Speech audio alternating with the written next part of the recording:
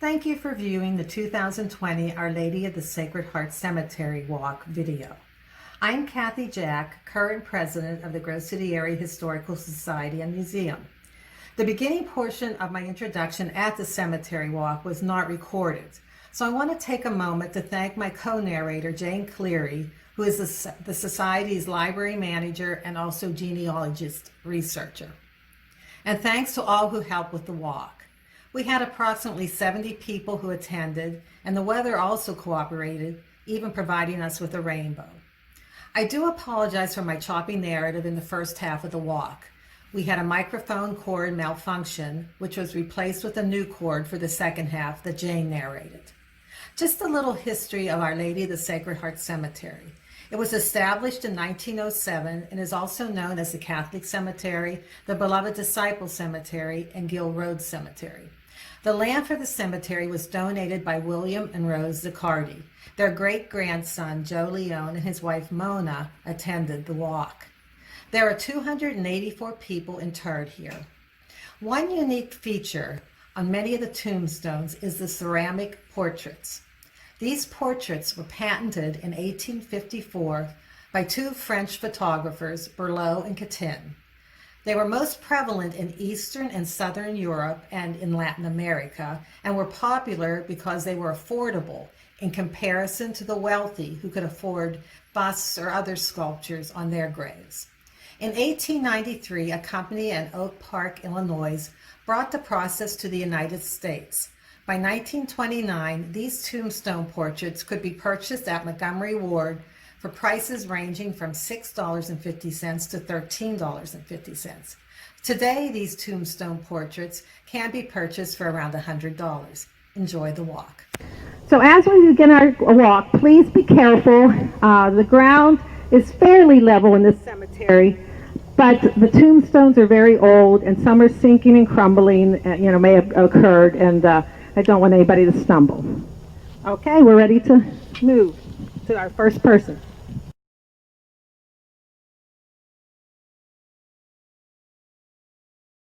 From Italy in 1902 with his wife Josephine Mirando and their son Joseph Samuel, age 8, to settle in Pine Township.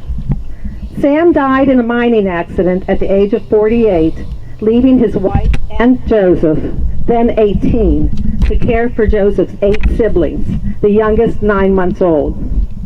Coal mining and farming were important means of supporting their families for the early residents of Grove City. I think, are you circulating the mining? Just to show you how many, Marianne's circulating the mining diagram of how many mines there were in the Grove City area. There were quite a number of them. As you can see from this map, Grove City and the surrounding townships contain numerous coal mines. I do invite you to visit our coal mining display at the Grove City Area Historical Society and Museum and learn more about the Grove City area's coal mines. Now on to the Poneray story here. After Samuel passed away from the coal mining accident, Sam's son Joseph, who is Al's father and Jenny's father, worked in 2 mines to help support his family when not defending our country in World War I. Joseph's son Al recalls that his father would leave one mine soaking wet from the work in the mine, and by the time he arrived home, his clothes were frozen solid. His mother Josephine would help him remove his clothes, give him warm soup to eat, and he would sleep for a few hours before going to his other mining job. Josephine, who spoke very little English, wore black mourning clothes her entire life after her husband was killed in the mining accident. To help provide for her family, she had a large garden and raised small farm animals on their 15 acres. She also converted their home into a boarding house for miners. She moved all 9 of her children to the first floor and basement and rented out the 3 bedrooms on the second floor to 6 miners and provided them with meals. Her home had no indoor plumbing. They got by with an outhouse and an outside pump. Josephine died in 1959 at the age of 86. Okay, ready to move on.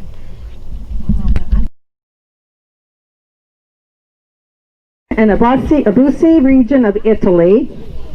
Before immigrating to the United States, Bonifacio and his brother Giovanni visited the United States in 1908 to 1909.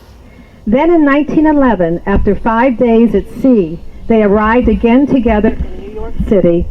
Bonifacio had a fair complexion, brown hair, and only $30 in his pocket. The manifested Bethina, his wife, was his next of kin in Italy. He could not read or write, and his final destination was Newcastle, PA. 6 years after arriving in the United States, Bonifacio died on May 27, 1917, and Giovanni, his brother, returned to Italy. We're just making a quick stop here. We just have it's marked on his grave here as P. Coppolella. Mr. Coppolella is one of the oldest residents buried here. He was born in 1808 and died in 1913 at the age of either 104 or 105.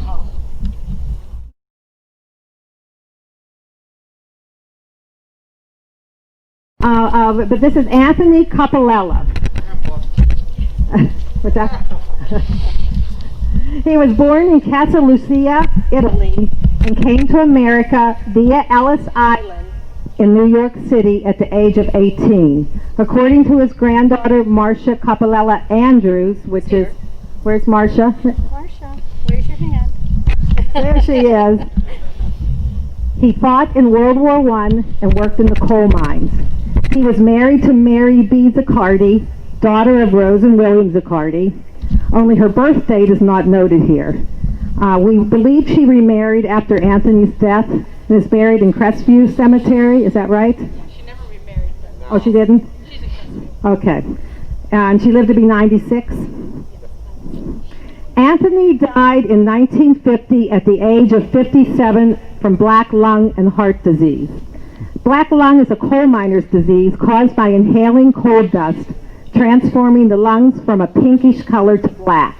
Over time, continued exposure to the coal dust causes scarring to the lungs, impairing the ability to breathe. And it's still in disease today, even with the mining. The recent Department of Labor reports indicate that more than 76,000 miners have died of black lung disease since 1968.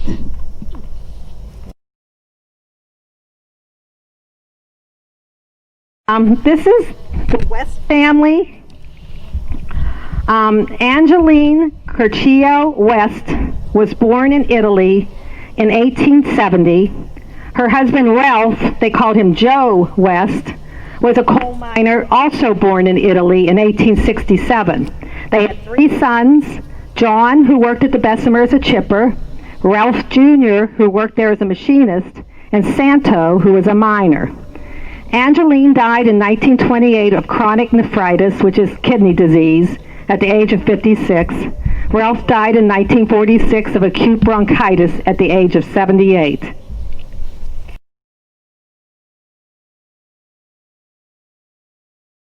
He was born in 1897 in Italy and sailed into Philadelphia Harbor in 1914 at the age of 16, all by himself. He had been a shoemaker in Italy.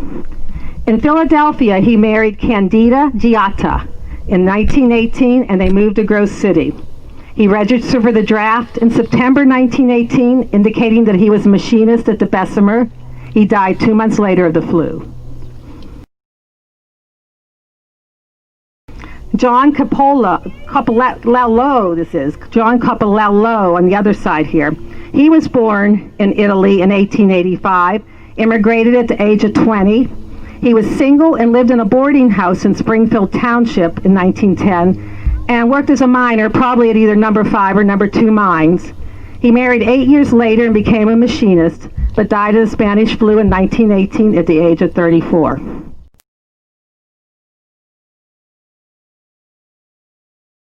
This is the Celli family. Antonio Celli is pictured here, and the picture's going around, was born in southern Italy in 1885 and was a coal miner. He married Rosina Celli, and they had a son, Costantino. Father and son both died of the flu in 1918. Gustatino was only 12 years old.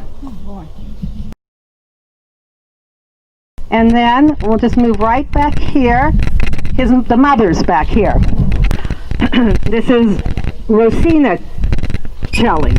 Rosina, she was also called Rosalie, and Antonio and Gustino, they first lived in Butler before moving to Grove City. She died 3 years after her husband and son in 1921 at the age of 36. And she's buried beside her sister there, Erminia Ciancetti.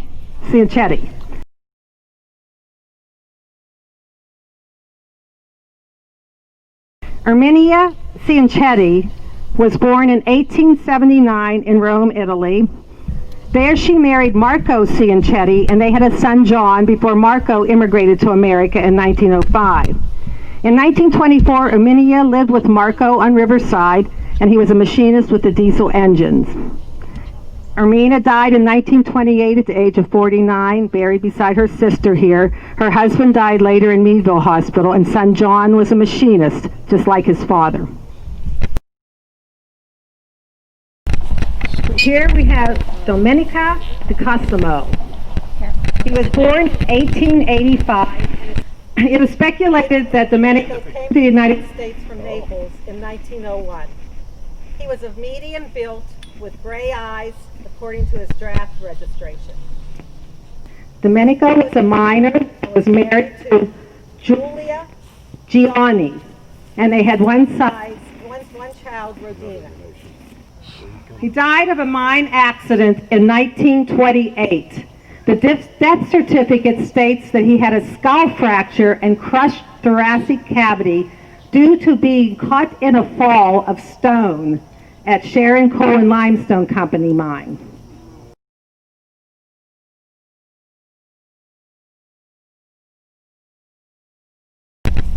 Back here we have Joseph Bambacco.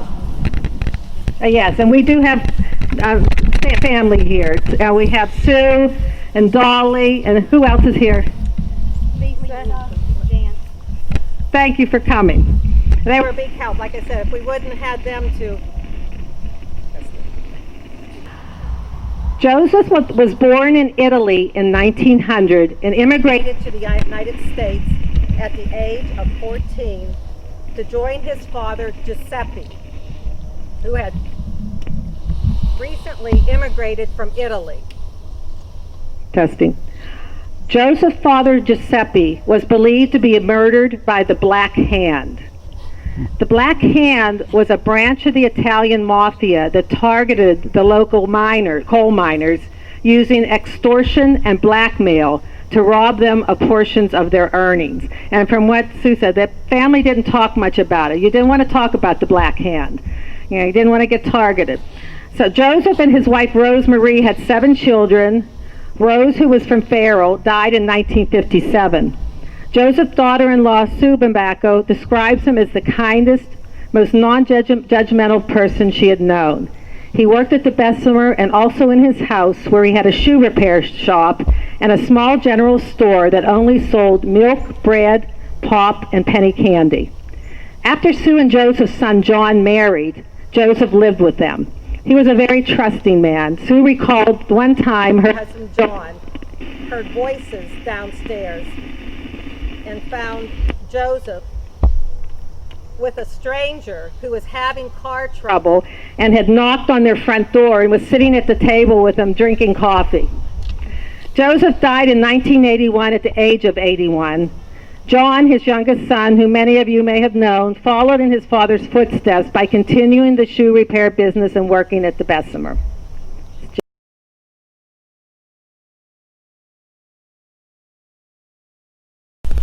Michele Leo was born in 1865 in Italy and was a farmer. He lived to be 73. Jenny DiMichele Leo was born in Italy in 1876 and lived to be 62. They both died in 1938, Michael in June of congestive heart failure and Jenny in December of cancer.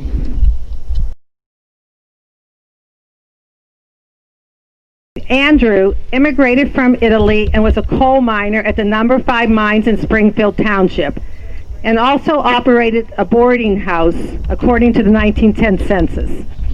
His granddaughter Paula Ross Louise commented that her grandfather was very aware and concerned about the Black Hand activities that terrorized the miners. He was married to Dominica, or they called her Maria, Saracoli, and they had 2 sons and a daughter. Paula describes her grandfather Andrew as over 6 feet tall, dark hair with a handlebar mustache. He was a hard worker and a very caring man. He was always willing to help neighbors in need. He had a big garden in which he shared his produce with his community. Andrew died at the age of 63 from pneumonia in 1938. Their daughters, in this little grave in front here, Giovanna Barone died after 3 months, and son Giovanni died after 3 days.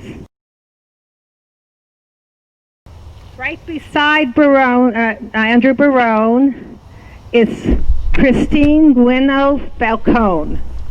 Christine was born in Italy in 1873, and at the age of 18 sailed with her 16-year-old sister from Liverpool on a 6-day voyage into New York City. They listed their occupations as servants, and each carried 1 piece of luggage. Christine married Nick Falcone, and in 1926, she died at the age of 54 from pneumonia, according to her death certificate. That was Christine Falcone. Jane Cleary is now, isn't that where we're switching? Yeah. I think so. We're back here at the Welsh, so you probably could just stand back here. Joseph and Mary Welsh is in there. This is the stone for the Walsh family. John Joseph Walsh is one of the few interred in this cemetery who was born in Ireland in 1880. According to his marriage certificate, he was a farmer in Hickory Township, and his wife, Mary Flynn, was born in Sharon. They married on New Year's Eve in 1903, and they were both 23 years old. The 1910 census shows them living in Hickory, and John being a foreman at the Bessemer furnace. The next small stone here is for Connie Crestandria. Connie was born in 1936 and lived with her family at number 2 mine. When she was only 6 years old, she was in a 2-car collision in Grove City, and she was fatally injured. Her father, Joseph, was driving, and he was speeding. And Joseph Patterson of Beaver Falls failed to stop at a stop sign. And the Newcastle News reported that there were 11 occupants in the father's car at the time of the accident.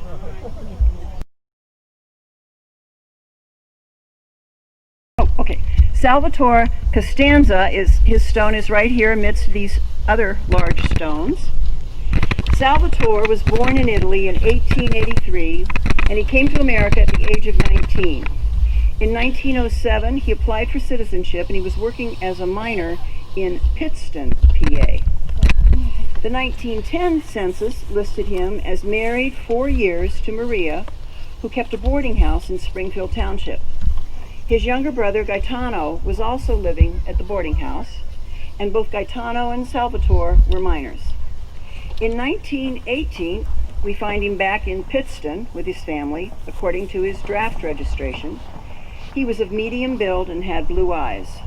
He died in 1928 at the age of 45.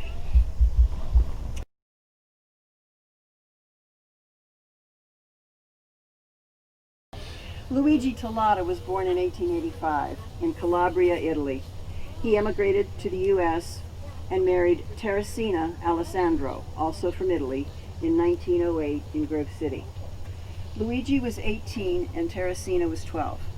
The ceremony was performed by Reverend Francis Buonara upon legal consent by Elizabeth Mogacco of Pittsburgh. They had a son, Giovannino, who died in 1912.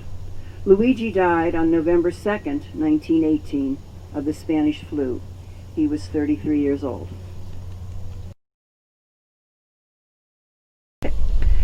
This is the Sornataro family. Frank Sarnataro is the grandfather of one of our board members, Mary Ann, who's been walking around with our photos. Am I pronouncing the name right, Mary Ann? Thank you. Frank was born in 1879 in Italy and immigrated to America in 1903 at the age of 24. His wife, Mary, had arrived 1 year earlier, sponsored to this country by her uncle, the Reverend Francis Buonara. Am I pronouncing that right? Buonara? In 1904, Father Buonara was assigned by the Diocese of Erie to become the first permanent pastor of the little Catholic church that had been established a half-mile outside the borough here in Hallville, called Our Lady of the Sacred Heart. Frank and Mary came to Grove City with Father Buonaro and raised their 2 children here. Frank worked in the coal mines and also in a foundry. Mary died in 1929, and her body was sent back to her hometown in Acera, Italy, for burial. Father Buonara died later in 1929 and is buried in the Diocesan Cemetery in Erie. Frank lived on with his son, Dominic, on Broad Street until his death in 1945.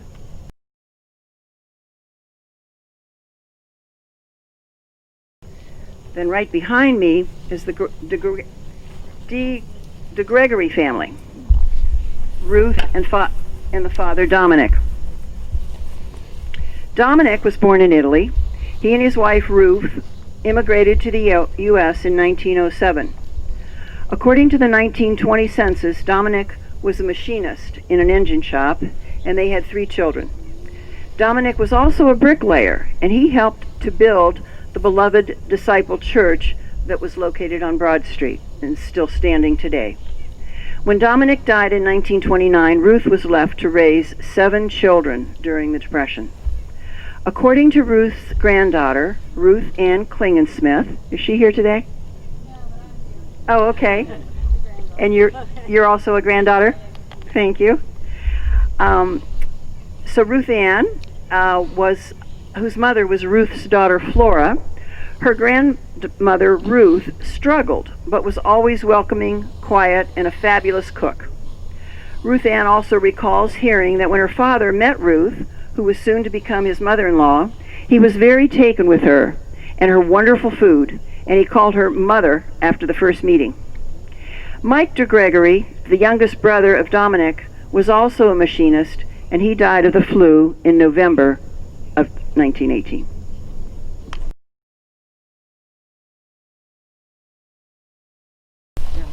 Here we are at the Zaccardi Mausoleum, and I have to say there's a member here standing on these very grounds who said as a child she used to come and they spent the night in the mausoleum.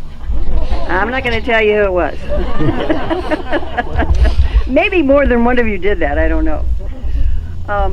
Joseph Zaccardi was born in 1863 in Italy, and he immigrated to the United States and settled in Pine Township with his wife.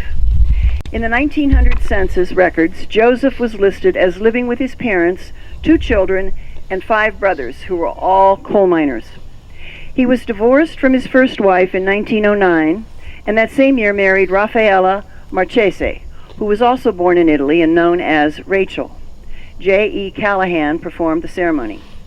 In 1910, the census records listed 5 Zaccardi children and also Rachel's older brother, Terry, living in their household. According to Joseph's great-nephew, Bill Zaccardi, Uncle Joe, is Bill here? Bill No. here? No? No? Okay. Uncle Joe was a quiet guy with a big handlebar mustache. He had a general store at the intersection of Route 208 and Forest Drive in Hallville. Usually, no cash was exchanged for purchases made during the week. The miners would get paid on the weekend, and that's when they paid. He kept a ledger book in which purchases were recorded. Neighborhood kids would buy penny candy on credit, and he would just ask them, "Do your parents know you're buying that candy?" When the tip-top bread man delivered bread, he would leave advertisement trinkets that Uncle Joe would hand out to the kids. Joe and his son John, who is nicknamed Jack, and Jack is buried in the very far corner of the cemetery. That way. They built this mausoleum themselves. It is dedicated in memory of all the family souls, forever in peace. Interred in the mausoleum are Joseph, his daughter, Teresa Zaccardi Daly, who died of tuberculosis at age 22, and Rafaela, his wife. Joseph died on Christmas Day in 1951 at the age of 88.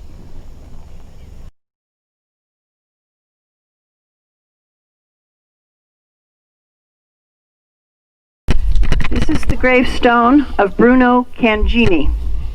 Bruno was born in Calabria, Italy in 1879, and he immigrated to the United States, arrived in New York when he was 15 years old.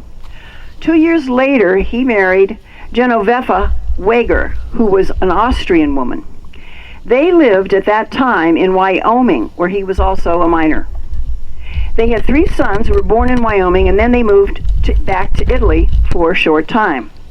4 years later, in 1924, they returned to America, and they were living in Grove City, where he once again was mining.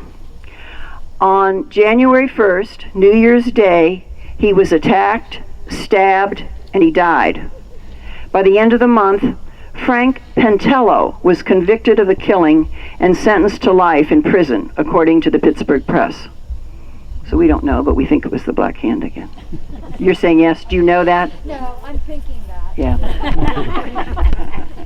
Yep. He received a second-class badge in Boy Scouts at the Court of Honor service in early September 1923. The ceremony took place at evening services at the Scout Camp at Muddy Creek Falls. Later that month, Albert was playing along a stone embankment beside a Mill Creek stream in Grove City, most likely Wolf Creek. With several friends of his, he lost his balance and he fell into the creek and he drowned. His parents were both born in Italy, and his father, James Patrick, worked at the Bessemer.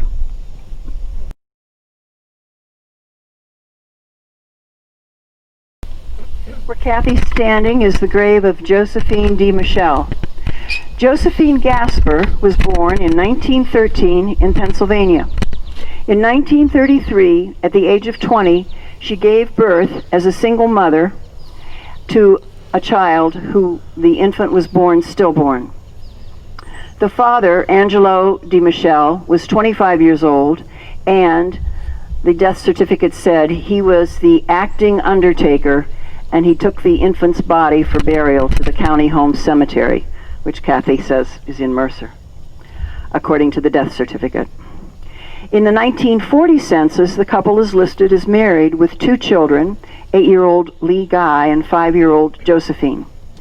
They're living in Pine Township, and Angelo is a miner with the Bowie Coal Company. Josephine died in 1945, and Angelo remarried Catherine Lappa. He retired from the Bessemer in 1972 and lived to be 94 years old. The Kellers are the gravestone right next to Josephine.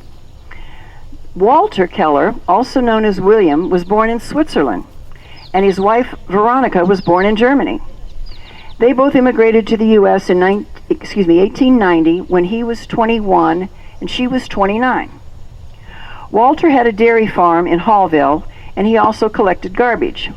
So this left the delivering of the milk up to Veronica.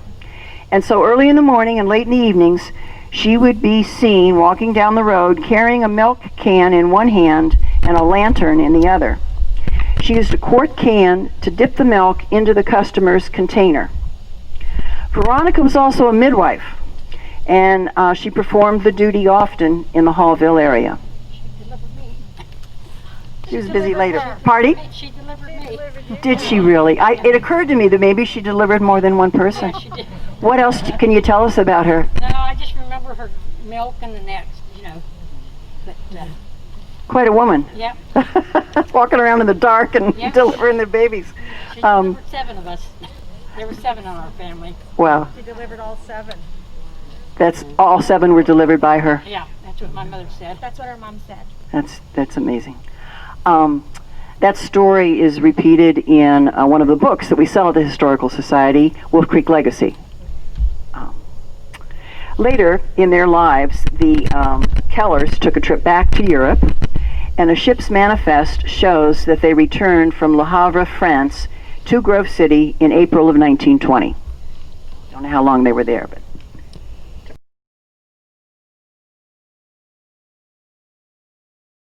So this large stone there you see is for the John family.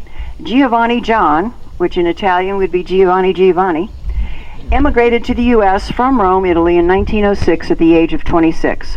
His wife, Dora Mottola, came over from Italy 4 years later. In the 1930 census, he was working at Bessemer, and they had 8 children. When he died in 1941, Dora got death benefits from the Pennsylvania Sons of Italy.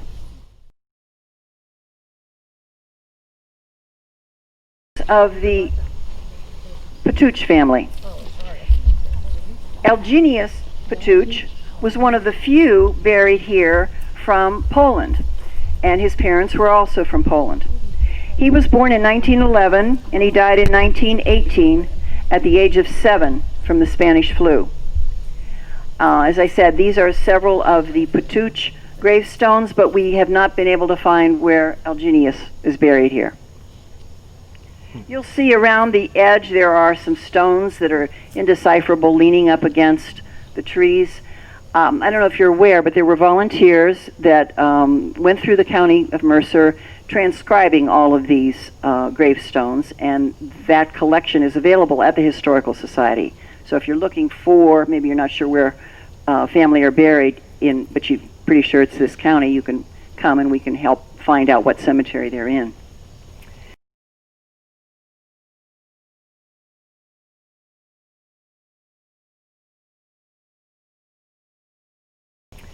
Back here is the stone of John Pompa.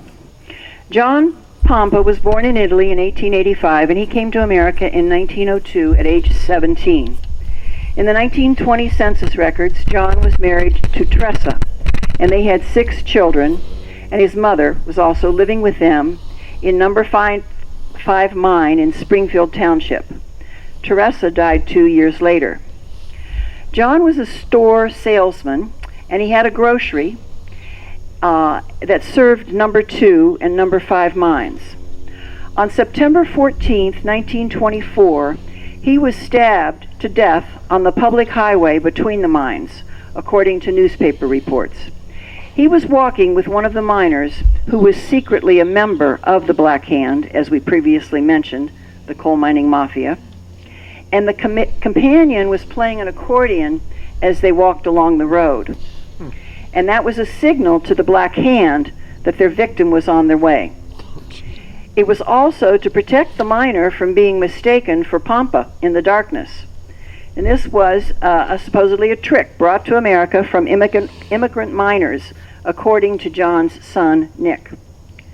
According to the family, John Pompa had loaned several $1,000s to a fellow local grocer, Dominic Mariano. Because Pompa was receiving loan payments that would have otherwise been handled by the Black Hand, the organization immediately planned to eliminate him. The Newcastle News reported that Frank Cavalieri was arrested in March of 1925 on a train in West Virginia, and he was charged with John Pompa's death.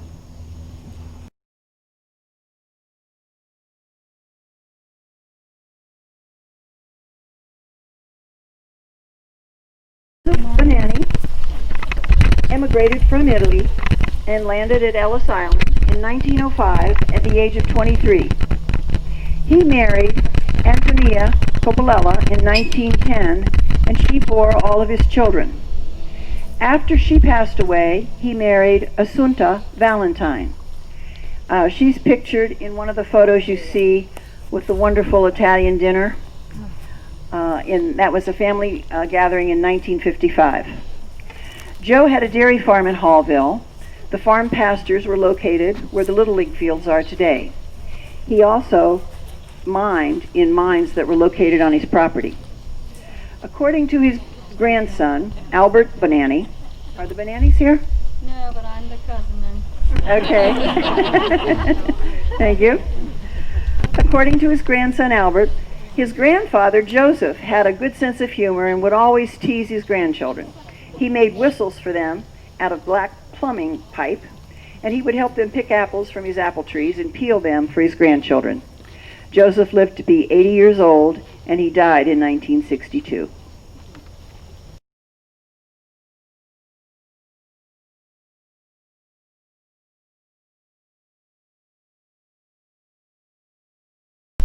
These are the stones for the Bell family. Carmine D'Alessandro, who was also known as Frank Bell, was born in Italy in 1862, and he came to America when he was 26. He was married to Tressa, who was 3 years younger.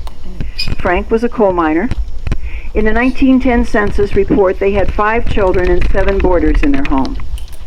The Grove City Reporter newspaper listed on October 17, 1918, there was a brief article, front page, that said, Frank Bell of Hallville District received a telegram yesterday announcing the death of his son, James Bell, who died of the Spanish influenza after an illness of 5 days. James was 22 at the time, and he was, it said he was popular in the community. He was serving as a draftee in the U.S. Army since September of that year at the training camp in Camp Forest, Georgia. His body was brought home, and Reverend Francis Bonara conducted his funeral in the Catholic Church. Carmine Frank Bell, his father, died 6 weeks later of the same flu.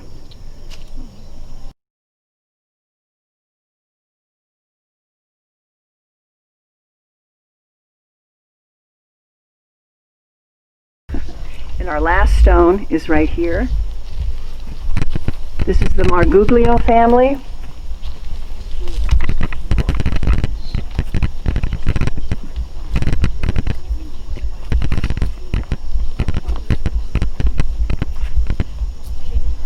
There are 2 Vincenzo Marguglios buried by this marker. Vincenzo Sr. was born in 1853, and he was a shoemaker. At the age of 55, he sailed from Palermo, Italy, and headed to Pittsburgh, where he set up his own shoemaking store. 2 years later, his wife, Vincenza, and their 4 children joined him. His 2 sons also worked as shoemakers. The youngest son, Vincenzo Jr., sailed by himself at the age of 15. When he registered for the draft in 1917, he was working at Marguglio Brothers Shoes in Grove City.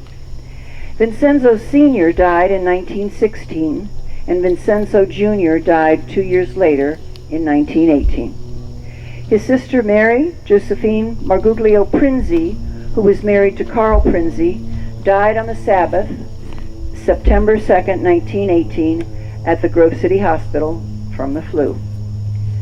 Wife and mother Vincenza Marguglio died 2 years later. Well, this concludes our walk. If you are not a member of the Grove City Area Historical Society and Museum, we would ask that you think about joining. We have newsletters if you would like to see. We publish these 3 times a year with information, much like you've heard tonight, history of earlier days.